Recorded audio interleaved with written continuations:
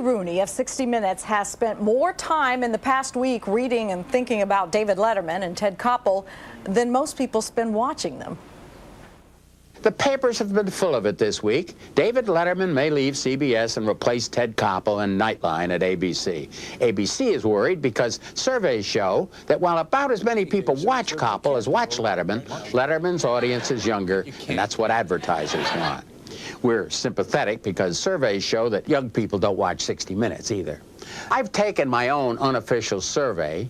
The average IQ of the people who watch Nightline and 60 Minutes is 34 points higher than the people who don't watch.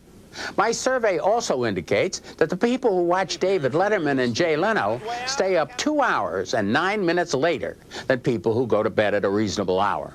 The reason they stay up late is 37% of them don't get up and go to work in the morning because they don't have jobs. They don't have money to buy the stuff in the commercials either. The people who stay up late to watch Ted Koppel don't have to get up early because they're the bosses. They can come to work any damn time they feel like it.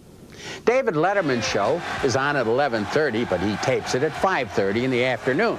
The reason is simple. Letterman is smarter than 94% of his audience, and at 11:30 at night, he's home watching Nightline. If CBS loses David Letterman, maybe they could replace him with congressional hearings. The best thing on television recently has been those Enron hearings. Jeffrey Skilling, former head of Enron, was a witness. If someone says they don't remember, you can't argue with him. In my recollection, all of my recollection is my only recollection. It was my recollection that vaguely recollect going to Joe and saying, don't recall that specifically. Don't recall that. My recollection that I don't recall the exact date, but I do specifically recall the discussion. I just recall my... Skilling knows we don't like accountants, too, so he kept saying he wasn't one. Quite frankly, I will state right now that I'm not an accountant. To be quite frank, I am not an accountant. Quite frankly, again, I'm not an accountant. Quite frankly, I am not an accountant. Quite frankly, I don't know. I'm not an accountant. I never believe anyone is being frank who keeps saying frankly.